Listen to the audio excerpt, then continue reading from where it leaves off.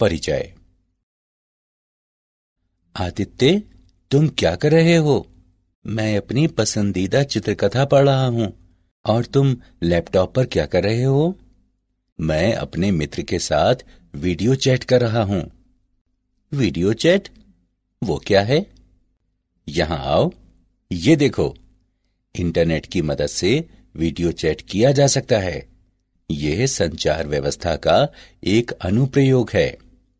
संचार व्यवस्था में 3 बड़े घटक हैं: प्रेषक, संचार चैनल और अभिग्राही। वीडियो चैट में मैं प्रेषक, इंटरनेट संचार चैनल और मेरा मित्र अभिग्राही है। ठीक है, अब मैं समझ गया और मैं इसके बारे में और जानना चाहता हूं। छात्रों, हम लोग आज संचार व्यवस्था के बारे में बहुत ज्यादा अध्ययन करेंगे।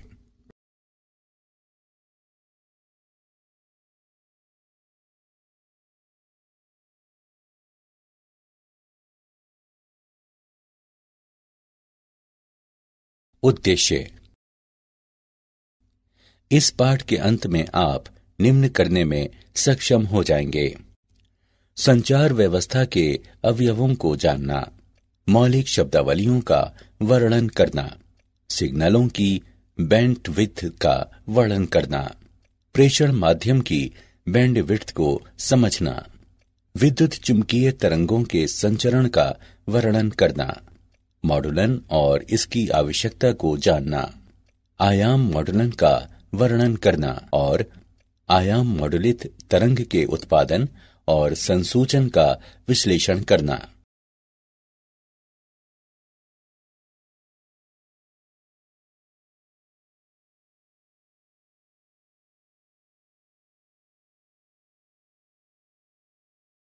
संचार व्यवस्था के अवयव।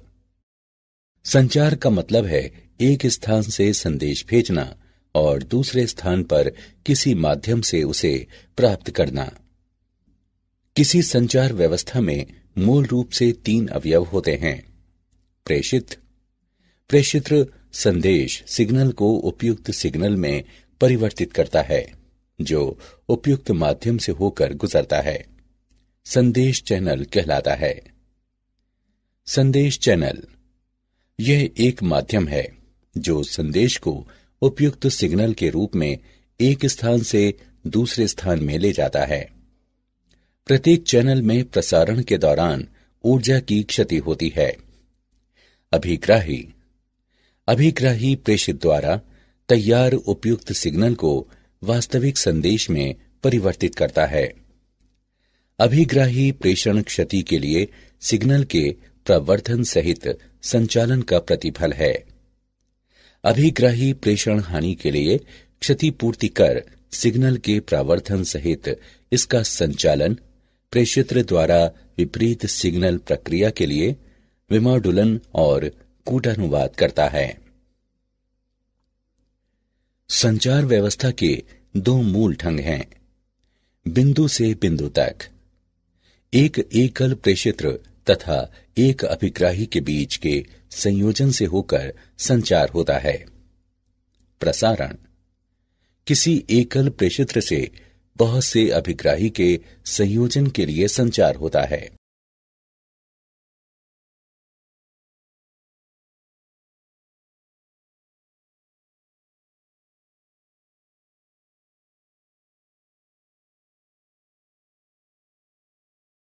मूल शब्दावलियां। ट्रांसड्यूसर। ट्रांसड्यूसर एक यंत्र है जो ऊर्जा को एक स्वरूप से दूसरे स्वरूप में परिवर्तित करता है। संचार व्यवस्था में आमतौर पर प्रेषित्र के निर्गत वाक पर विद्युतीय सिग्नल में संदेश सिग्नल के अनुरूप परिवर्तन और फिर अभिग्राही के निर्गत वाक विद्युत सिग्नल से संदेश सिग्नल में रूपांतरण की मांग रहती है। सिग्नल प्रेषण के लिए विद्युतीय या प्रकाशिकी स्वरूप में से जिसमें भी उपयुक्त हो सूचना का रूपांतरण सिग्नल कहलाता है। सिग्नल अनुरूप अथवा अंकीय हो सकते हैं। रव वो अवांछनीय सिग्नल जो संचार व्यवस्था में प्रेषण तथा संदेश के अभिग्रहण सिग्नल में विक्षोभ का प्रयास करते हैं, रव कहलाते हैं। क्षीणता, किसी माध्यम से संचरण के समय सिग्नल की प्रबलता में क्षति को क्षीणता कहते हैं। प्रवर्धन, किसी इलेक्ट्रॉनिक परिपथ के उपयोग द्वारा सिग्नल की क्षमता बढ़ाने वाली प्रक्रिया प्रवर्धन कहलाती है। संचार चैनल में क्षीणता के कारण होने वाले क्षय की क्षतिपूर्ति के लिए प्रवर्धन आवश्यक है।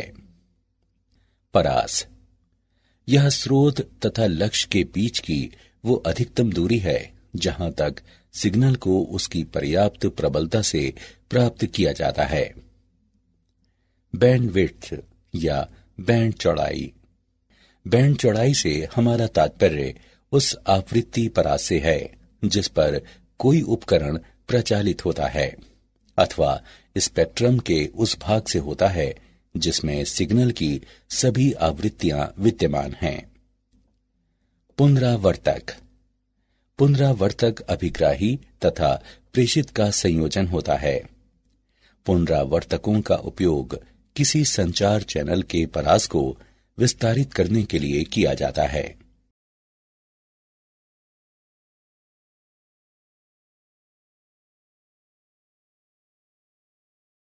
सिग्नल की बैंड चौड़ाई, बैंड चौड़ाई आवृत्तियों का परास है जो आवाज की सूचना को ले जाता है। शून्य बैंड चौड़ाई के सिग्नल की सूचना शून्य होती है। अधिक सूचना के सिग्नल के लिए अधिक बैंड चौड़ाई की जरूरत होती है। एक सिग्नल की बैंड चौड़ाई b है जिसमें आवृत्तियों का परास है। b बराबर डेल्टा f बराबर f2 माइनस f1, जहां f2 उच्च और f1 निम्न सार्थक आवृत्ति का सिग्नल है। उदाहरण के लिए दूरभाषवाणी सिग्नल की बैंड चौड़ाई जहां b बराबर 3 किलोहर्ट्ज, f2 बराबर 3 किलोहर्ट्ज और f1 बराबर 0 है। सूचना के स्रोत द्वारा आधार बैंड सिग्नल उत्पन्न होते हैं। प्रेषण के उद्देश्य से मॉड्यूलन प्रक्रिया द्वारा आधार बैंड सिग्नल को उच्च आवृत्ति में रखा जाता है, तब ये पास बैंड कहलाता है। प्रेषण माध्यम की बैंड चौड़ाई, प्रेषण चैनल 3 प्रकार के होते हैं। तार, व्यापक रूप से इस्तेमाल किया हुआ तार माध्यम समाक्षीय केबल है। समाक्षीय की बैंड चौड़ाई लगभग 750 मेगाहर्ट्ज है। ऐसे केबलों को आमतौर पर 18 गीगाहर्ट्ज से नीचे संचालित किया जाता है। मुक्त आकाश, मुक्त आकाश प्रेषण माध्यम व्यापक परिसर की आवृत्तियों कुछ किलोहर्ट्ज से कुछ गीगाहर्ट्ज पर रेडियो तरंगों को संचारित करता है। ये आवृत्ति आगे विभिन्न सेवाएं आवंटित करने के लिए विभाजित हो जाती है। प्रकाश की तंतु, किसी प्रकाश की तंतु की आवृत्ति परिसर 1 टेराहर्ट्ज से 100 टेराहर्ट्ज है। ये 100 गीगाहर्ट्ज से अधिक बैंड चौड़ाई प्रदान करता है।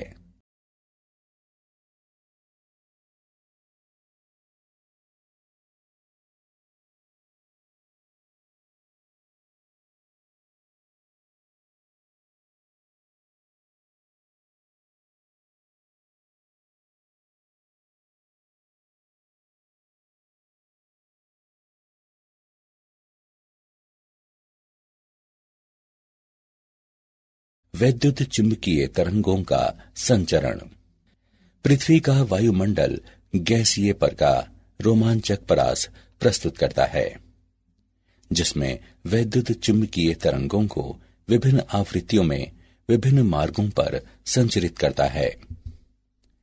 वैद्युत चुंबकीय तरंगों को 3 प्रक्रियाओं के माध्यम से प्रेषित किया जा सकता है: भूतरंग संचरण, व्योम तरंग संचरण और आकाश तरंग संचरण।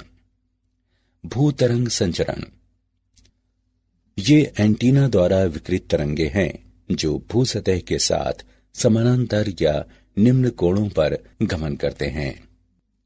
जब भूतरंगे भूसतह के ऊपर से गुजरती हैं, पृथ्वी के वायुमंडल द्वारा अवशोषित हो जाती हैं।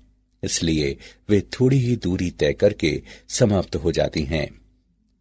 यहां भूतरंगें केवल 500 हर्ट्ज से 1500 किलोहर्ट्ज की कम आवृत्तियों के संचरण को झेल पाती हैं। व्योम तरंग संचरण। व्योम तरंगें वायुमंडल के क्षोभ मंडल तक ही सीमित हैं और इसके दो घटक हैं। प्रत्यक्ष तरंगें। ये तरंगें प्रेषण से अभिग्रहण एंटीना तक सीधे भ्रमण करती हैं। परावर्तित तरंगें। ये तरंगें प्रेषण एंटीना से पृथ्वी तक भ्रमण करती हैं और यहां से अभिग्राही एंटीना तक परावर्तित हो जाती हैं। आकाश तरंग संचरण। ये किरणें एंटीना द्वारा बड़े कोण पर विकिरित होकर ऊपर की ओर जाती हैं और आयन मंडल से परावर्तित होकर अभिग्राही एंटीना तक पहुंचती हैं। रेडियो तरंगों का क्षोभ मंडल परावर्तन द्वारा आकाश तरंग संचरण के लिए आवृत्ति परिसर कुछ मेगाहर्ट्ज से 30 मेगाहर्ट्ज तक का होता है। आयनित परतों का अपवर्तित सूचकांक आवृत्ति पर निर्भर करता है और ये 1-81 का मूल विभाजित वर्ग f के बराबर होता है। उदाहरण। आइए हम एक उदाहरण लेते हैं। एक टीवी टावर की ऊंचाई 200 मीटर है। यदि टावर के आसपास का औसत जनसंख्या घनत्व 1800 वर्ग किलोमीटर है तो ये टीवी प्रसारण कितनी जनसंख्या को आच्छादित करेगा। दिया गया है पृथ्वी की त्रिज्या 6400 किलोमीटर है। हम इसके हल को जानते हैं। दिए गए मान हैं h बराबर 200 मीटर, जनसंख्या घनत्व 1800 प्रति वर्ग किलोमीटर, पृथ्वी की त्रिज्या 6400 किलोमीटर। प्रेषण का परास दिया गया है d बराबर मूल 2HR। अब मान रखने पर और इसकी गणना करने पर हम पाते हैं d बराबर 5.06 गुणा 10 पर घातांक 4 मीटर। प्रेषण द्वारा आच्छादित क्षेत्रफल बराबर पाई d वर्ग। जनसंख्या आच्छादित बराबर क्षेत्रफल गुणे जनसंख्या घनत्व। अब मान रखने पर और इसकी गणना करने पर हम पाते हैं 1.447 गुणा 10 पर घातांक 7। यहाँ 1.447 गुणा 10 पर घातांक 7 जनसंख्या को ये टीवी प्रसारण आच्छादित करता है।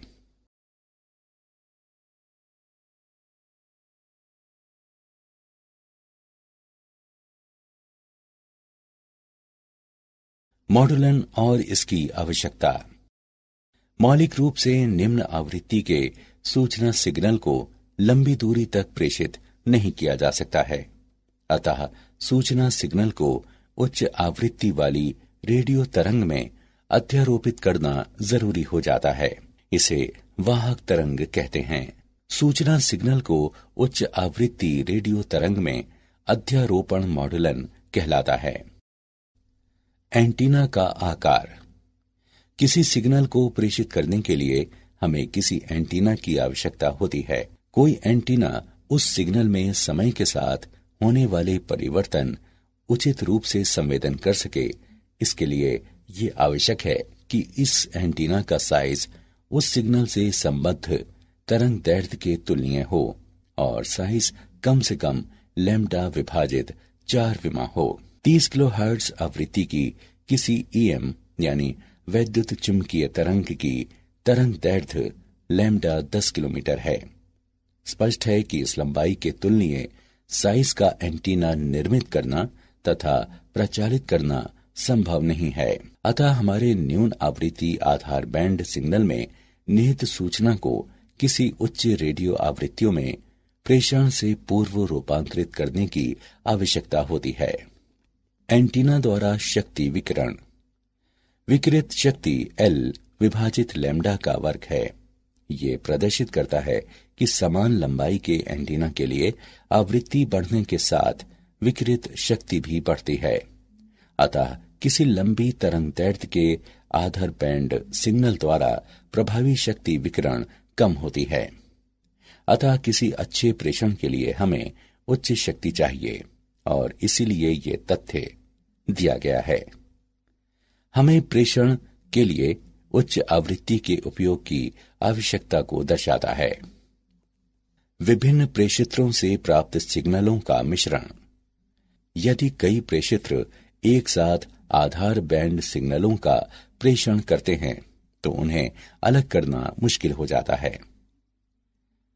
अतः प्रेषण से पहले मूल निम्न आवृत्ति आधार बैंड सिग्नल को उच्च आवृत्ति तरंग में रूपांतरित करने की आवश्यकता होती है, ताकि रूपांतरित सिग्नल में उन सभी सूचनाओं का समावेश हो जो मूल सिग्नल में समाहित थी।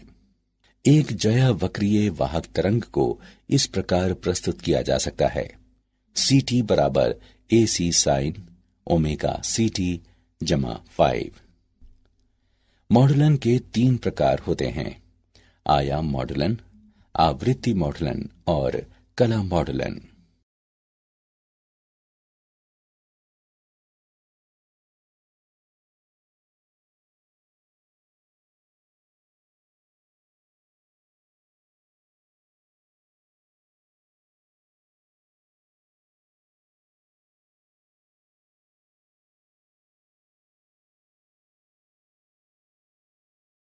आयाम मॉडुलन। हम विचार करें, वाहक तरंग और मॉडुलन तरंग निम्न द्वारा प्रस्तुत किए जाते हैं: VCT बराबर VC sine omega CT, VMT बराबर VM साइन ओमेगा MT। जब एक वाहक का मॉडुलित आयाम है, तत्क्षण मॉडुलन वोल्टेज VM वाहक आयाम VC पर आरोपित होता है। जब मॉडुलन वर्तमान रहता है, तब वाहक का आयाम इसके तत्क्षण मान पर निर्भर करता है। आयामित वाहक तरंग दिया हुआ है: VC plus VM sine omega MT गुणे ओमेगा CT। इसे इस प्रकार से लिखा जा सकता है: VT बराबर VC sine omega CT plus mu VC sine omega MT sine omega CT, जहां म्यू बराबर VM बटे VC मॉडुलन सूचकांक कहलाता है। उपयुक्त समीकरण को हम निम्न प्रकार से लिख सकते हैं: यहाँ FC माइनस FM नीचे की ओर बैंड आवृत्ति कहलाता है और FC प्लस FM नीचे की ओर बैंड आवृत्ति कहलाता है। इस प्रकार AM तरंग FC आवृत्ति और FC से थोड़ी सी अलग दो ज्यावक्रीय तरंगों की वाहक तरंग से बनी है, जिसे पार्श्व बैंड कहा जाता है। आयाम मॉडुलक के लिए आवश्यक चौड़ाई बैंड मॉडुलक सिग्नल की 2 गुनी आवृत्ति होती है। आयाम मॉडुलित तरंग को उत्पन्न करना। यहाँ मॉडुलक सिग्नल को वाहक सिग्नल से जोड़ा जाता है, जिससे XT सिग्नल प्राप्त होता है। यह सिग्नल वर्ग नियम युक्ति से होकर गुजरता है, जो अरेखीय युक्ति है और जो निम्न निर्गम देता है, जहां B और C अचर हैं। सिग्नल बैंड पारक फिल्टर से होकर गुजरता है, जो DC और ज्यावक्रीय आवृत्तियों ओमेगा M, 2 ओमेगा M और 2 ओमेगा C का परित्याग करता है और आवृत्तियां ओमेगा C घटा ओमेगा M और omega C plus omega M को कायम रखता है। इसलिए बैंड पारक फिल्टर का निर्गम एक AM तरंग है। निम्न शक्ति पर मॉडुलित सिग्नल प्रेषित नहीं हो सकता है। अपरिवर्तक बाद में शक्ति प्रवर्धक हो जाता है, जो आवश्यक शक्ति प्रदान करता है, और उसके बाद मॉडुलित सिग्नल उपयुक्त आकार के विकिरण के लिए एंटीना को पुष्ट करता है। आयाम मॉडुलित तरंग का संसूचन। संसूचन वह प्रक्रिया है जिसके द्वारा मॉड्यूलेट वाहक तरंग से मॉड्यूलिक सिग्नल की पुनः प्राप्ति की जाती है। प्रेषित संदेश चैनल के माध्यम से संचरण के दौरान क्षीण पड़ जाता है, इसलिए अभिग्राही एंटीना के पीछे प्रवर्धक और संसूचक लगाया जाता है। वाहक आवृत्ति निम्न आवृत्ति में बदल जाती है, जो मध्यवर्ती आवृत्ति कहलाती है। तब संसूचित सिग्नल को प्रवर्धित करने की जरूरत महसूस होती है। मॉड्यूलेट सिग्नल दिष्टकारी से होकर गुजरता है। सिग्नल का एनवेलप संदेश सिग्नल होता है और तब सिग्नल एनवेलप संसूचक से होकर गुजरता है।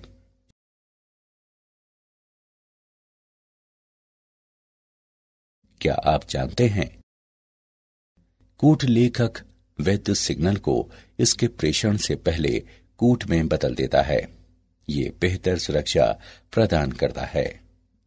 एक द्वैध संचार व्यवस्था ऐसी प्रणाली है जो दो युक्तियों से जुड़ी होती है और वे दोनों दिशाओं में एक दूसरे से संवाद का संचरण कर सकती हैं। बेल लैब्स ने सन 1947 में सबसे पहले सेलुलर रेडियो टेलीफोन नेटवर्क प्रस्तुत किया था।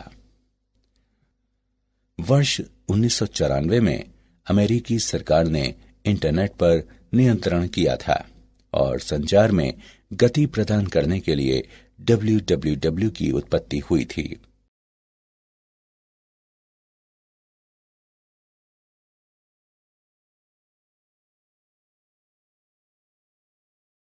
सारांश। आइए हमने जो कुछ सीखा है उसे संक्षेप में दोहराएं। संचार का मतलब है एक स्थान से संदेश भेजना और दूसरे स्थान पर किसी माध्यम से उसे प्राप्त करना।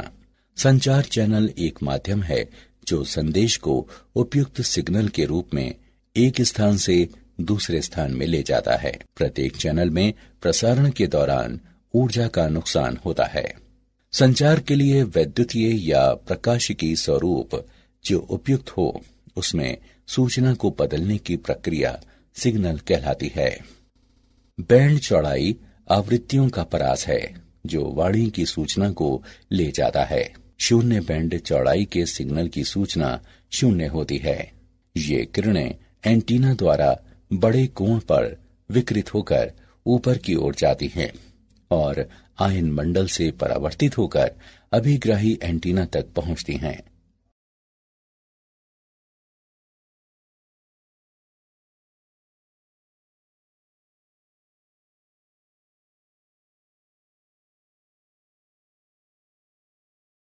सूचना सिग्नल का उच्च आवृत्ति रेडियो तरंग में अध्यारोपण मॉड्यूलन कहलाता है। आयाम मॉड्यूलन के लिए मॉड्यूलक सिग्नल की आवृत्ति को दोगुनी करने के लिए बैंड चौड़ाई की आवश्यकता होती है। संसूचन वह प्रक्रिया है जिसके द्वारा मॉड्यूलित वाहक तरंग से मॉड्यूलिक सिग्नल की पुनः प्राप्ति की जाती है।